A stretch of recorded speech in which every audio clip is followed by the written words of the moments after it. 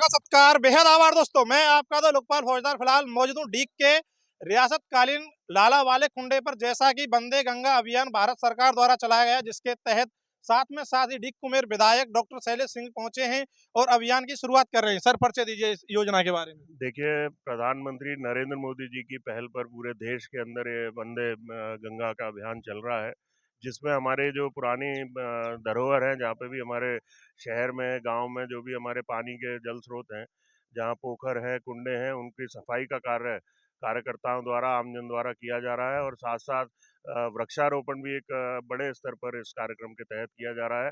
नरेंद्र मोदी जी एक सपना लेकर चल रहे हैं, जिसमें आप सबको पता है, उन्होंने नमामि गंगे करके हमारी गंगा मैया को साफ करने का भी बीड़ा उन्होंने उठाया है और उसमें बहुत आगे बढ़ चुके हैं। और उसी तरह आज पूरे देश में गंगा जी की तर्ज पर ही पूरे देश में पानी के कुंडों का सफाई हो रही है और उनका पूजन भी हो रहा है और साथ साथ वृक्षारोपण भी हो रहा है। तो मैं धन्यवाद देना चाहूँगा हमारे प्रधानमंत्री नरेंद्र मोदी जी को कि उन्होंने समय समय पर देश में एक प्रेरणा के रूप में वो काम करते हैं और देश के सभी नागरिकों को, खाली भाजपा कार्यकर्ताओं को ही नहीं, पूरे नागरिकों के लिए वो प्रेरणा का काम करते हैं। जब भी देश के ऊपर कोई संकट आता है, बड़े मजबूती के साथ उसका सामना नरेंद्र मोदी जी और उनकी सेना करती है। तो मैं नरेंद्र मोदी जी और भारतीय सेना का बार बार धन्यवाद करना चाहूँगा। सर, सफाई के नाम पर जगह जगह मैंने भी देखा है, खुद आज मैं एक वीडियो करके आया हूँ। जैसे आप अभी बता रहे हैं, भाजपा कार्यकर्ता और कुछ भी सहयोगी हैं जो तालाबों की सफाई करें। कुछ तालाब ऐसे हैं कि वहां आप 2 मिनट तक खड़े नहीं हो सकते और सीधा मंदिरों में उनका पानी पहुंचता है। देखिए, ये बात आपकी बिल्कुल सही है कि कई जगह पर बहुत ज़्यादा ख़राब स्थिति है। हमें आम जन को अवेयर करने की भी ज़रूरत है, अवेयरनेस प्रोग्राम चलाने की भी ज़रूरत है। जैसे लोगों की आदत होती है कि पानी का कहीं भी कुंडा दिखा है, कुछ दिखा तो उसमें ही गंदगी सारी वहाँ डाल देना।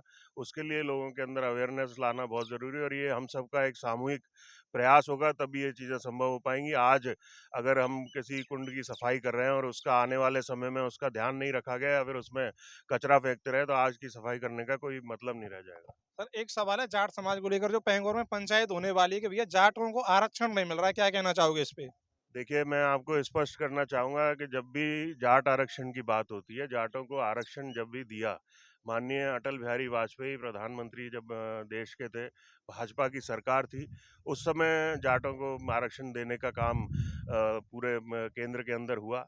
उसके बाद में राजस्थान के जो जाट हमारे ओबीसी में आए हैं, वो माननीय वसुंधरा जी की सरकार में मेरे पिताजी के समय में ओबीसी कमीशन का गठन करके राजस्थान के जाटों को इसमें शामिल करने का काम किया था। अभी पिछले दिनों भी ऐसी मांग उठी थी हमारे भरतपुर और धौलपुर के जाट आरक्षण को लेकर।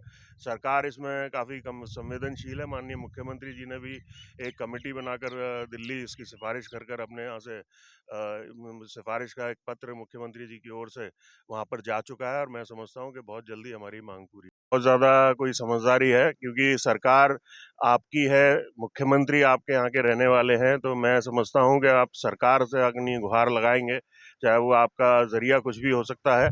अगर आप सरकार से गुहार लगाएंगे तो निश्चित तौर पर आपको सफलता मिलेगी और आप अपने हक की लड़ाई लड़ रहे हैं, बहुत अच्छी बात है। लेकिन आपको ये ध्यान में रखना पड़ेगा कि हमारे जो युवा भाई हैं, क्योंकि पिछली बार मेरे को ध्यान है कि जब जाट आरक्षण का ये मुद्दा उठा था बहुत समय पहले, जब राजस्थान में जाट आरक्षण मिला, उससे पहले की बात मैं कर रहा हूँ, उस समय कई हमारे युवा साथियों के ऊपर मुकदमे भी दर्ज हुए और उनका भविष्य संकट में आ गया।